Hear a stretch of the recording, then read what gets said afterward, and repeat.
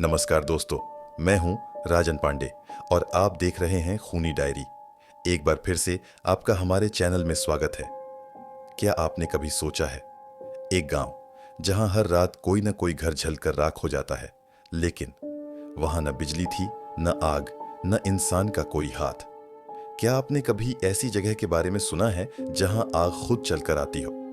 तो चलिए, आज मैं आपको लेकर चलता हूं यूरोप के एक ऐसे गांव में जहां की रातें आज भी लोगों की रूह कंपा देती हैं। यूरोप के उत्तरी हिस्से में एक छोटा सा गांव है, एल्डम विलेज। सुबह के वक्त यहाँ की वादियां बर्फ से ढकी रहती थीं और दिन में बच्चे गलियों में खेलते थे। पर जैसे ही सूरज डूबता, लोग अपने घरों में दुबक जाते थे, क्योंकि रात को इस गांव की गलियों में मौत घूमती थी। कहानी की शुरुआत होती है साल 1928 से। उस साल जनवरी में कड़ाके की ठंड पड़ रही थी। रात के ठीक 12 बजे गांव के बीचों बीच एक घर अचानक जलने लगा।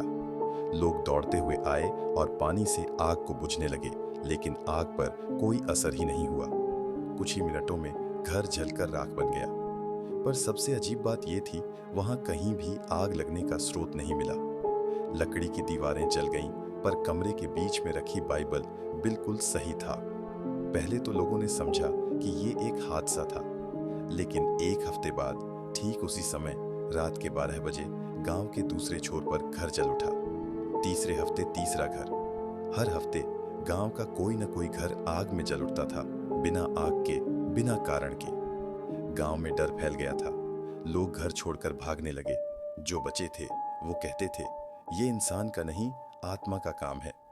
गांव के बुजुर्ग बताते हैं कि कई साल पहले यहीं की एक नर्स थी, मार्था इलवुड। बहुत दयालु और सबकी मदद करने वाली। पर एक दिन गांव के कुछ लोगों ने उस पर जादू टोना करने का झूठा इल्जाम लगा दिया। कहा गया कि वो बच्चों की आत्माएं चुराती है। लोगों ने गुस्से में उसे जिंदा जला दिया। मरने से पहले मार्था ने बस इतना कहा था, जब तक मेरा सच बाहर नहीं आएगा, तब तक हर 7वें दिन ये गांव जलता रहेगा। और उसके बाद से ही ये श्राप शुरू हुआ। सालों बाद 1972 में एक पत्रकार आया, डेविड हैरिस। उसे ये सब अंधविश्वास लगता था। उसने ठान लिया कि वह इस श्राप का सच जानकर रहेगा। वो गांव के एक पुराने घर में ठहरा। उसने कैमरा लगाया, घड़ी देखी, और जैसे ही घड़ी ने 12 बजाए, सामने वाले घर की खिड़कियां अपने आप खुली। अंदर से नीली लौ उठी और एक धीमी सी हंसी की आवाज आई, बिल्कुल किसी औरत जैसी। डेविड डर गया, पर भागा नहीं। वो कैमरा लेकर बाहर निकला, और फिर जो उसने देखा, और उसे देखते ही अचानक जमीन पर गिर गया, उसके बाद कोई भी उसे जिंदा नहीं देख पाया। अगले दिन गांव वालों को उसका कैमरा मिला। फुटेज में जो आखिरी चीज दिखी वो थी एक औरत की परछाई, जो आग में झूलते हुए मुस्कुरा रही थी। कहा जाता है कि आज भी वो गांव वीरान पड़ा है। सरकार ने वहां प्रवेश पर रोक लगा रखी है, लेकिन जो लोग जिज्ञासा में वहां जाते हैं वो कहते हैं, रात के 12 बजे नीली रोशनी दिखती है और हवा में जले हुए फूलों की महक आती है। लोगों का कहना है, मार्था अब भी वहीं है, शायद किसी से अपना सच कहलवाने का इंतजार कर रही है।